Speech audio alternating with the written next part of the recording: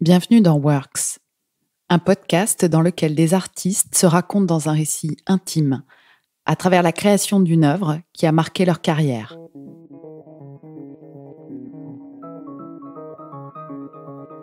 Ce ballet, pour moi, cette création est arrivée à un moment idéal.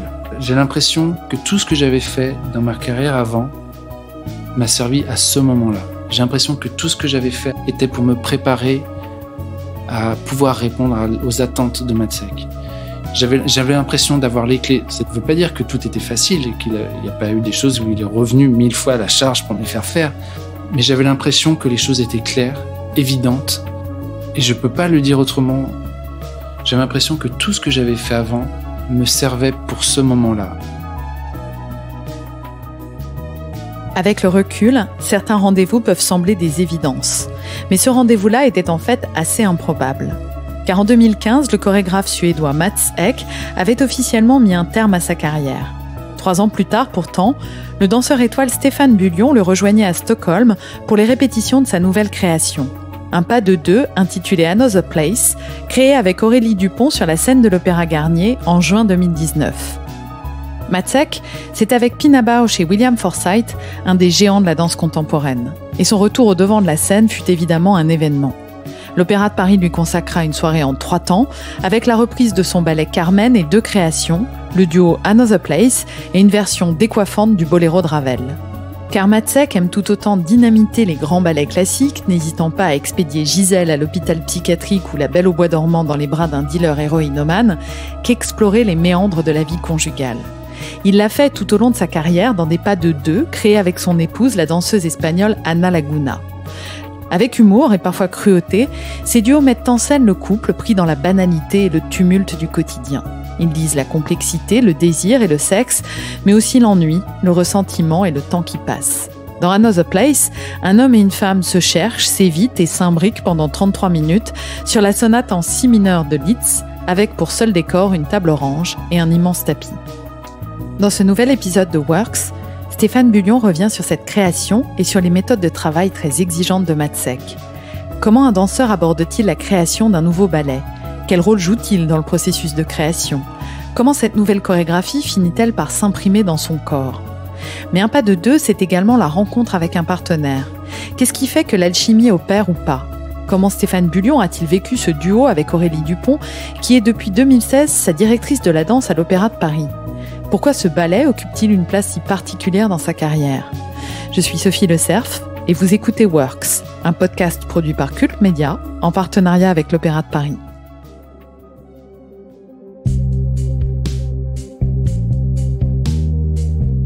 On est en 2018 et ça arrive 4 ans avant moi mon départ.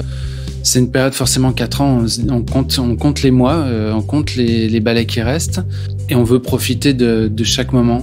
Aurélie Dupont m'a annoncé, il va y avoir 2 créations de Matsek, une entrée au répertoire et il y aura un pas de 2. Mats veut que tu le fasses. Donc déjà, il y a une énorme satisfaction, un immense bonheur d'avoir été choisi par Matsek. Ne serait-ce que se dire que Matsek veut travailler avec vous, c'est déjà une très grande émotion. Il faut saluer la performance d'Aurélie Dupont pour avoir réussi à sortir Mats de sa retraite. Il y avait cet espoir d'un rapport privilégié, d'une rencontre privilégiée. Bon, j'ai pas été seul à être choisi. Il y avait Alessio Carbone qui était également en alternance sur le rôle. Mais du coup, on allait être en tout petit comité et c'est quand même des moments rares dans une carrière, qui plus est avec un grand monsieur comme lui. Et ma question, ça a été, d'accord, mais avec qui ? Et là, le suspense a été entier pendant plusieurs mois où pourtant j'ai essayé. Et Aurélie m'a dit, je sais pas, il sait pas encore, c'est en pourparlers. Donc je pense qu'elle était aussi en période de réflexion. Et puis, quand elle me l'a annoncé, pour rien vous cacher, j'étais très étonné. Je pense qu'elle a énormément réfléchi avant de dire oui à Matsek. En même temps, c'est très compliqué de dire non à Matsek. Et écoutez, ça a été une belle rencontre, bien sûr, avec Mats et Anna, mais une belle rencontre avec Aurélie. Vraiment, on avait un tout petit peu dansé ensemble, très peu. Souvent, ça a été au dernier moment, je dansais avec elle pour remplacer quelqu'un qui s'était fait mal. Du coup, on n'avait jamais vraiment passé autant de temps en studio. Et ça a été au-delà de la pièce, une belle rencontre de partenaires. En tout cas, je crois que c'est partagé, mais je sais que ces 6 mois de création, pour moi, ça a été une parenthèse idéale. Matsek, moi, c'est un chorégraphe que j'ai toujours aimé. J'ai toujours aimé non seulement, bien sûr, son œuvre, mais également travailler avec lui. J'ai eu la chance de travailler avec lui sur d'autres pièces, que ce soit Appartement ou La Maison de Bernarda. Et j'en ai toujours gardé de très bons souvenirs, même de travail dans le studio. Déjà, le travail dans le studio, c'est quelque chose que j'ai toujours aimé. J'aime son exigence, son côté... certains diront c'est assez... implacable, on refait, mais il y a quelque chose il n'y a pas d'affect, on est juste là pour travailler et trouver les solutions. Il est entièrement au service du spectacle et c'est ça qui me plaît en fait. Puis il y a eu la chance de travailler, ça a été une création qui s'est étalée sur 6 mois et en fait c'est très très agréable parce qu'on a commencé par je crois une semaine à Stockholm où il a commencé à chorégraphier. Il nous a accueillis en disant je sais pas si je vais réussir à chorégraphier, j'aimerais bien cette semaine à chorégraphier, si j'arrive 5 minutes je serais content. Et en fait il avait travaillé comme toujours énormément en amont. Et je crois qu'à la fin de la première journée, on avait déjà 5 minutes en fait. Et puis c'est quelqu'un qui est exemplaire au niveau de la rigueur dans le travail. Moi, ce qu'il demande à ses interprètes, il se l'impose 10 fois plus. Il s'arrête jamais de travailler, de se remettre en question. Quand il nous donne une pause dans la journée, lui, il la prend pas. Il part et il va réfléchir à de nouvelles idées. Donc travailler avec des gens comme ça, il faut se mettre à leur hauteur. Et c'est exaltant. Mats a une façon de travailler, il rentre très vite dans le vif du sujet. Il n'a pas parlé des pourquoi, des comment, c'est un couple. Oui, c'est un couple. Pour lui, je pense que c'est une évidence. Il y a une danseuse femme, un danseur homme. Il va parler d'un couple. Donc, il l'a même pas mentionné. Et il rentre dans le vif du sujet, c'est qu'on fait des pas. On fait les pas, on fait la chorégraphie, on fait ce qu'il a travaillé lui en amont dans le studio. C'est vraiment, on rentre dans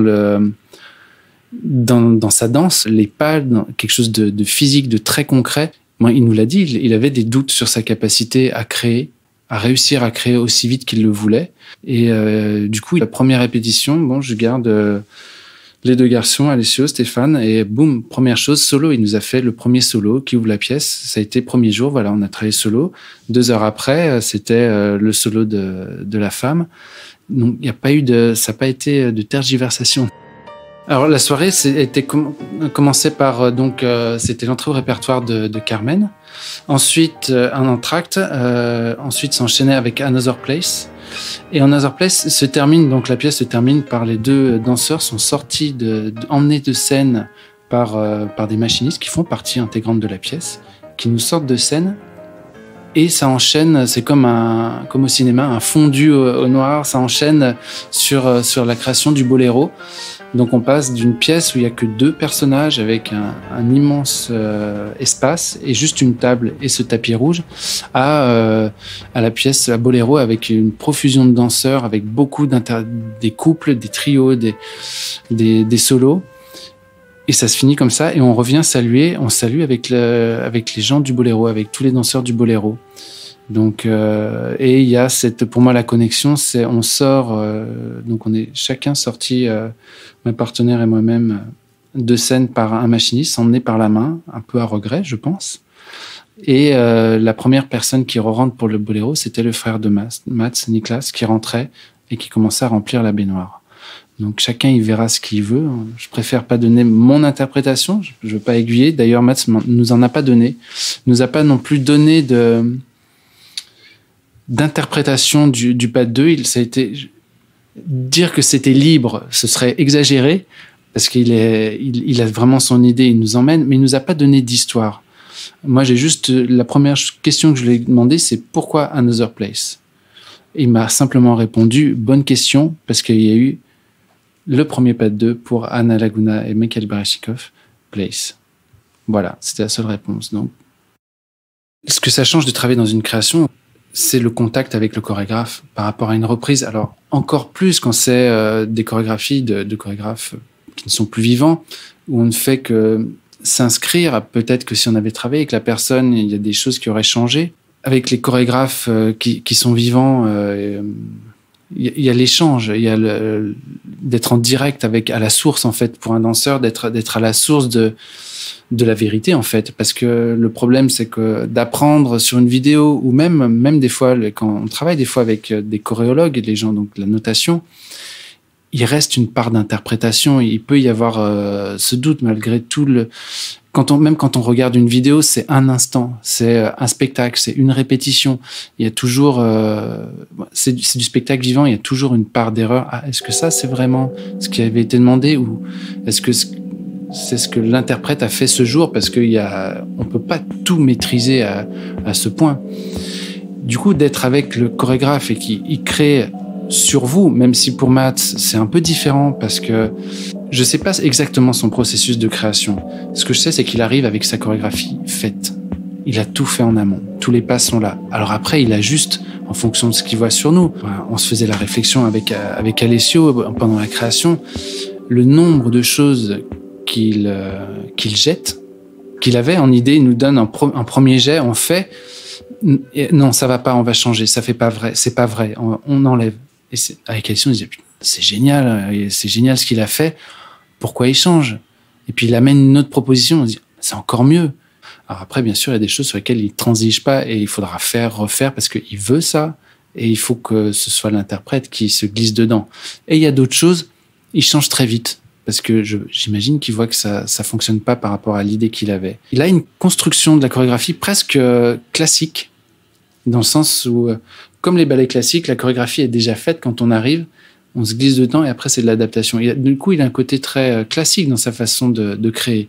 Après, en tant qu'interprète, ça n'empêche pas de faire des propositions, malgré nous, des fois, parce que des fois, on n'a pas forcément bien compris. Du coup, on le fait d'une façon et puis il va dire, on va garder ça. Ou des fois, il y a un petit accident, comme dans Another Place, il y a pas mal de manipulations avec les chaussures, les lunettes, les vestes. Et des fois, il y a eu des petits accidents, boum, les lunettes tombent, on les ramasse. Ah, tu vas garder ça. Ou une goutte d'eau qui tombe dans l'œil.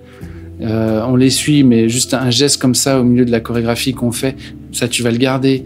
Donc, l'interprète, on sert par des petites touches comme ça. Il prend des petites choses En fait, c'est des gestes du quotidien qu'on fait par réflexe et qui va vous emprunter, il va les prendre.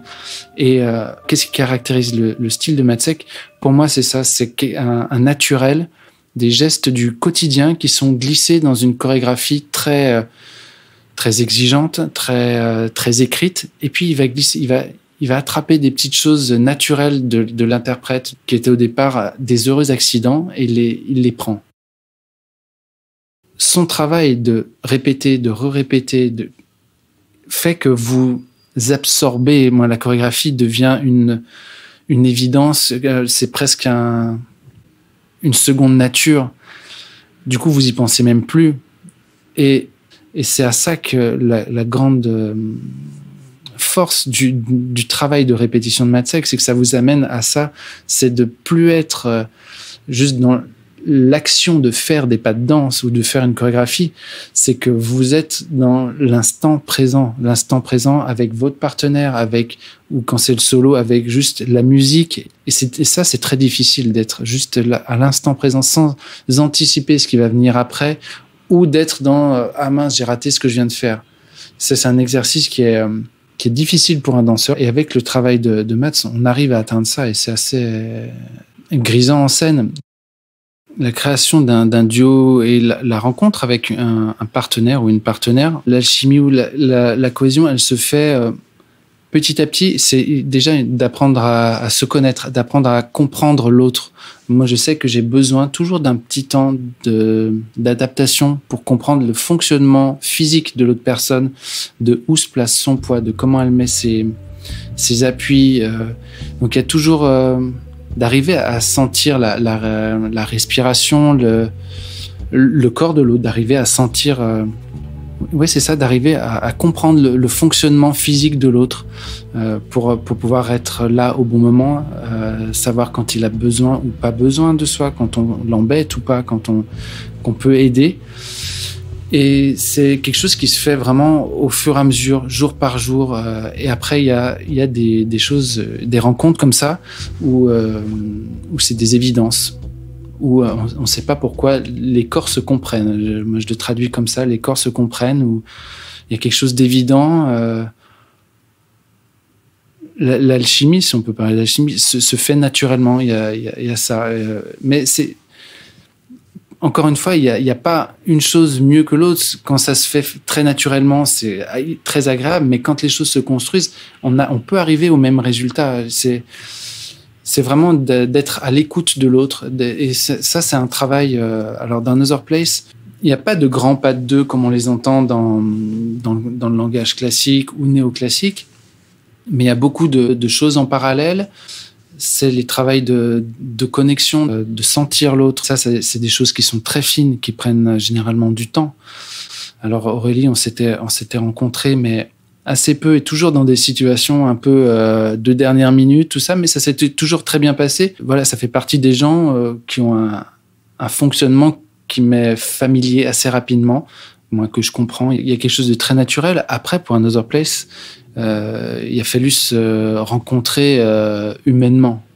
Où là, c'est plus difficile parce que je pense qu'on a tous les deux des caractères un petit peu timides, non, réservés. On est tous les deux assez pudiques, je pense.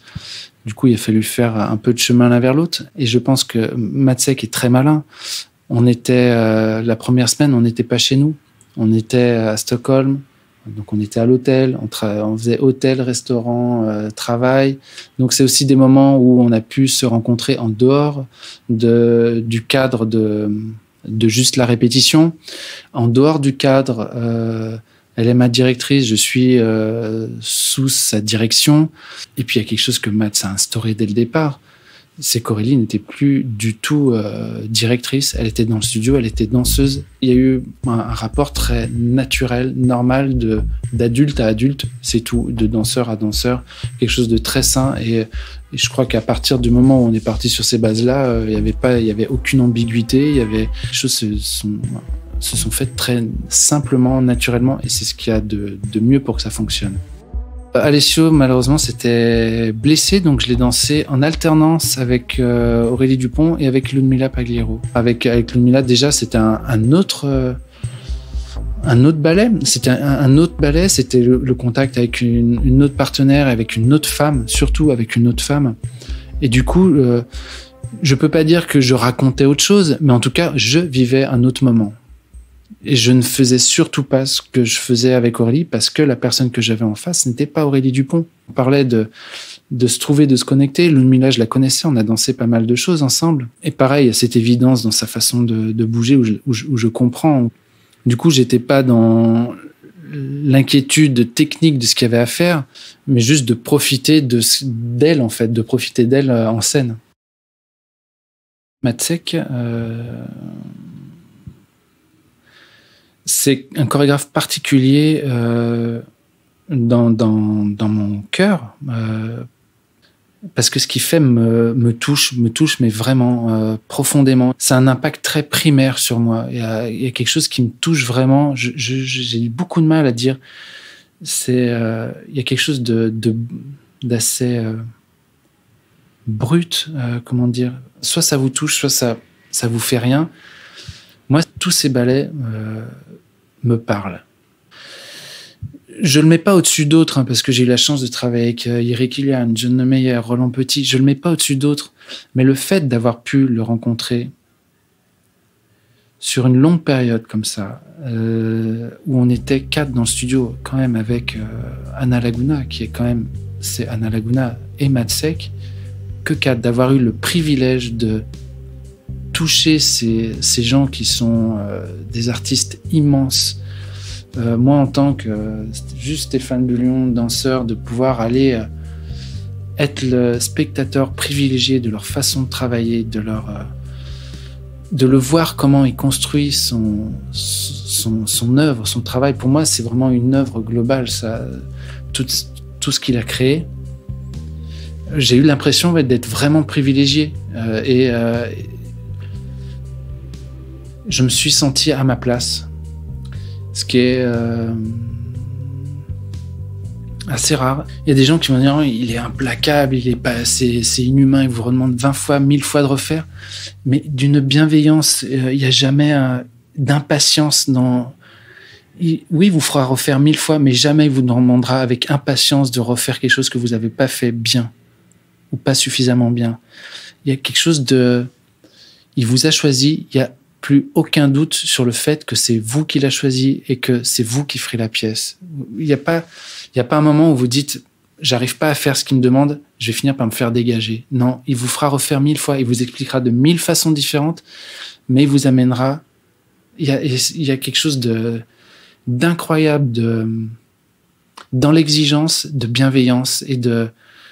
J'ai eu l'impression d'être nourri pendant ces 6 mois.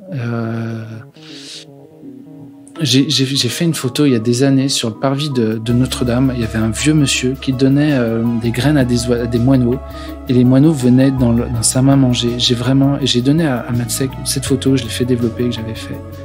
Et je lui ai donné parce que c'est vraiment le sentiment que j'ai eu pendant 6 mois, c'est d'avoir été nourri, inspiré, protégé avec une bienveillance malgré cette exigence extrême qu'on retrouve chez peu de gens.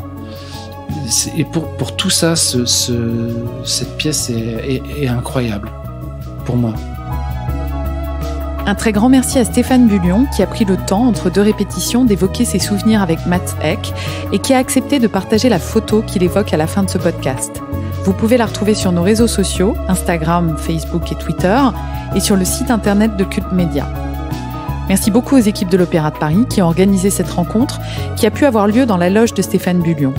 Et c'était vraiment réjouissant, après des mois de fermeture et de confinement, de pouvoir enregistrer à l'Opéra Garnier. Catel a composé le générique et les musiques. Et j'en profite pour vous recommander son dernier album, Mutant Merveille, qui vient tout juste de paraître. C'est un vrai coup de cœur, tout en lumière et en mélancolie, et moi j'adore son univers. À bientôt pour un nouvel épisode de Works à l'Opéra de Paris. En attendant, n'hésitez pas à nous laisser vos commentaires sur nos réseaux sociaux, à parler de nous autour de vous et à nous mettre plein d'étoiles sur Apple Podcast. À bientôt!